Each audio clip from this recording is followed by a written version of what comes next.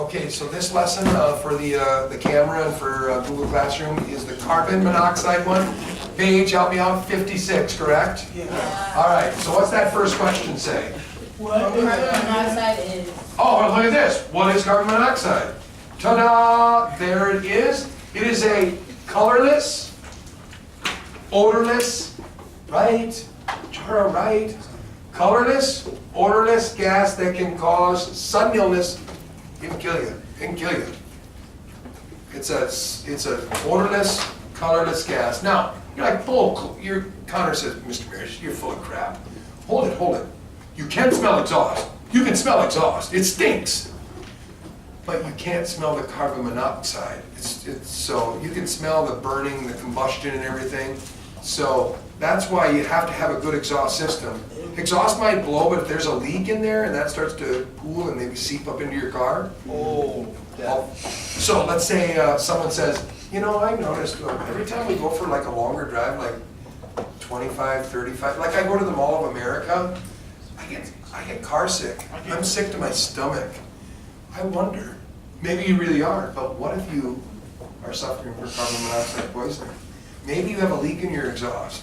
That's why you want mechanics to check it, or if you're mechanical, check it, make sure there's no holes or leaks. You can also hear, you'll get tapping sounds, clicking sounds, that's an exhaust leak a lot of times. Yeah, you can hear it, can't you? What is that? And you're like, oh, that could be coming in through the firewall, and you're like, oh, why am I, every time I go for a longer drive, I get so sick. Because it mimics that kind of a stuff. So, was that question one? Yeah. What's question two, Connor? It says, what are the first symptoms of carbon monoxide? All right, so let's turn the page here. So where is it found? So we know what it is, where is it? Well, we know cars. So it comes from engines, guys. Combustion fumes. So you can't get it from your refrigerator engine. Your little motor in there that's going, in your fan. Electric motors? No. But things that burn and combust, so we got your lawnmower. So Braxton's in his garage. He's got it open. His lawnmower's not running very good. He's got it, he's trying to tune, he's got a little screwdriver, and he's like, oh, then he's got to adjust the choke, it's running this whole time. And he's starting to get kind of, and what happens is confusion. So he feels sick, but then he's confused. Braxton's a little confused all the time. So Braxton's getting confused, like, why my head, and then he goes to his knees and he falls down. He's like, oh, and so he's confused and he passes out. The motor's still running. If no one's there to help him, he dies. And that's the video we're gonna watch, 5 minutes. Okay, and you'll go, oh my goodness. They think no, but they go over the story. They think he passed out in 2.5 minutes. And before the 5-minute mark, they think he died. 5 minutes, he was dead. Okay? So, of course, we don't want to be in areas where it can hold those gases in. Okay? Otherwise, we're in trouble. Okay?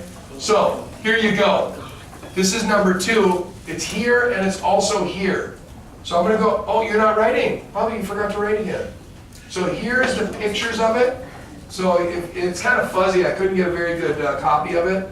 But you can kind of see headache and nausea, you know, my tummy sick, breathlessness, collapse. You get dizzy, loss of consciousness. Now I'm going to turn the page. You're like, I'm not done. Well, there it is again. Weakness, vomiting, chest pain. And like we said, Brax, you get confused. I don't know what you're talking about. You get confused. And then, of course, you're like, because you don't know what's going on, you're not smart anymore. Instead of getting out of there and getting fresh air, that doesn't compute because that's one of the side effects. You're having a lot of Yeah, it's usually in the car with nauseous. Yeah? So, now, what's the next question? carbon monoxide poisoning get occurs most before frequently. Well, we kind of probably could already write down enclosed areas. You could probably write enclosed areas. Is there more than one line? Yeah. I would write semi-enclosed. This is where people make the mistake. How many of your moms and dads in the winter, it's pretty darn cold. So they run out, they open the garage door up and they start the car. And they run back in so it can warm up, but the car is still in the garage. That's bad. Semi what? Semi-enclosed, so enclosed like 4 walls, but maybe one, you think it's okay because one wall's open, like the garage door. It's not. The difference in temperature, the carbon monoxide doesn't leave. The temperature actually creates a wall, so the carbon monoxide molecules are staying in. I'm going to show you this little thing here. Now that is not going to be on the camera, you guys, so if you want to watch the video, it's on there also. So click on it, it's 5 minutes, it's really good. Iowa State does a study, and you just go, oh my goodness. And it's great for you to watch because you can teach your moms and dads then, go, hey, you know, if you're going to start the car in the winter, pack it out. And you can actually quote the numbers and everything. So now, what is it? If you see that picture, listen, there are people that choose to inject coke, you know, heroin, snort cocaine, smoke a joint or whatever. There are people that also choose to huff fumes. This is not a choice, this is a mistake, but there are people that will spray chemicals like spray paints and cleaners on a rag and throw them in a plastic bag and then open the plastic bag and go, and they do that on Does purpose. it get you high? It will kill you. And why did you ask? Because, listen, it could kill you the first time, but then you're like, shut up, Marish. I have a friend that does it all the time. They've done it thousands of times, yep, and they've lived. Yeah, But they could die the 1,001st time. They could do it 100 times and die 101st. You don't know, but it could kill you on the first time. So what's happening? What's happening is the high that you're talking about, especially this kind of a high, Bobby, it's not really a high. You get kind of weird because you're out of oxygen. And so things get weird, but you also get a terrible headache. You'll start to, so, you know that my heart is beating right now. And there's blood coming in and coming out. Then the blood goes around my body, especially my brain. And it needs oxygen, nutrients. And then it picks up garbage, carbon dioxide. And then I breathe it out. That's carbon dioxide. You're like, Marish, you got bad breath. Okay, and then I breathe back in. And then that exchanges in the cardiopulmonary system. And I get my oxygen and now it goes back and it's feeding my muscles and my brain, okay? But if it wasn't getting that oxygen, what would happen to all those cells? They would die. They would die. Look at this picture. The oxygen is trying to get in there, but it can't. Why? Because, Haley, you breathe carbon monoxide, and when that happens, it actually attaches and binds to the hemoglobin, the blood, the red blood cell. So once it's stuck on there, guess what? Oxygen can't come. So I'm in working on the lawnmower, and I'm breathing a little bit, and it's sticking. It's sticking on my red blood cells. So as my blood went through, I wasn't getting the oxygen I needed. So all of a sudden, let's go to Austin for a second. Okay, I'm gonna come back, okay? You ever had a workout, you worked in shape, and Coach Marish just made you interval, made you do a 7-minute interval, and you're done and your head hurts? Yeah, you got, okay, yeah, see? You're like, oh, and it hurts right in your frontal lobe and your temple, and you're like, it's oxygen depletion. It's because you're not in shape, but your body will change and actually, and all of a sudden, and people then that are medium shape but then go to high altitude, they're like, why am I getting a headache? It's because of oxygen. There's less oxygen, they're not used to it. But they can train and get it there. There's nothing you can do about this, guys. It sticks. So now you're breathing and you're exhaling and you try to breathe in to get more oxygen. It comes in, but it won't go to the blood. So it goes another round with none. And all of a sudden you're going, oh, and cells are being killed. They're not, and all of a sudden you're like, oh. Working out's unhealthy. Oh, and working out is good. Exercise is medicine. So, anyways, we don't want to go that way, but so all of a sudden you pass out. You pass out because you don't have oxygen in your brain because the carbon monoxide is stuck, and you pass out. And of course, like we already said, Founder said it. If no one's there to help, you die. You're done for. You're done for. Wait, even if it's a workout and then you pass out?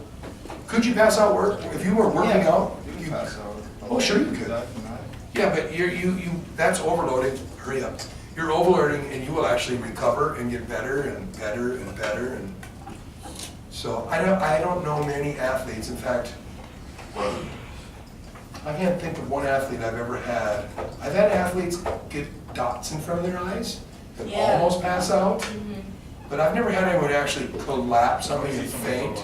That's just, no, if there's something going on. Puking happens all the time. So what was our question? Oh, where to avoid it or something? What are 6 things? Oh, is that what we're at already? What number is it? So we did number 3. Yeah. Carbon dioxide occurs most frequently in Enclosed. enclosed areas and semi-enclosed areas. Is that the 2 lines? And now what's the next number? What are 6? No, what's the number? Number 4. You go ahead, Bobby. Number 4, what are 6 things you can do to reduce the risk of carbon monoxide? Okay, well, one thing we could probably say, how can I avoid it? One thing I'd say is, don't let your car run in a garage. There's one. Enclosed area. Yep, enclosed area. And then I'd probably go, and don't run your car in a garage that the door's open either. So there's 2. Closed for sure not, open still for sure not. Everyone knows don't run your car in a closed garage. But people think when they open the door it's okay, but it's really not. So write them both down. Don't run your car in a garage. Don't even run it in when it's an open garage. Okay? Okay? Have the mechanic check your system.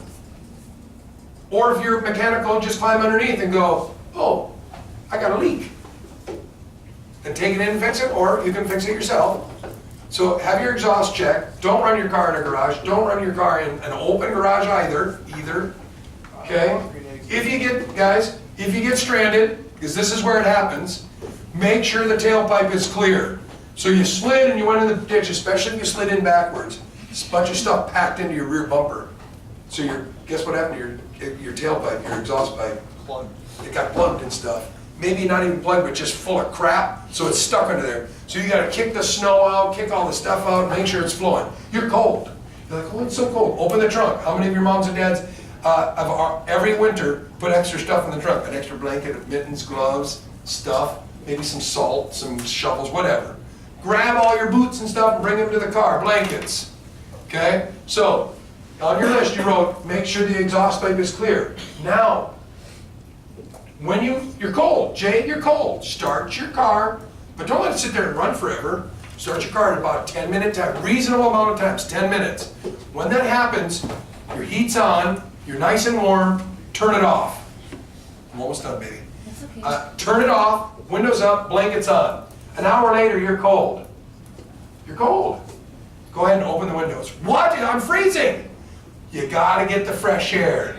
Even your carbon dioxide, get it out of there. You're like, oh, it's really cold. Then roll them with a little crack, start the car again. 10 minutes later, you got some good warm air blowing, right?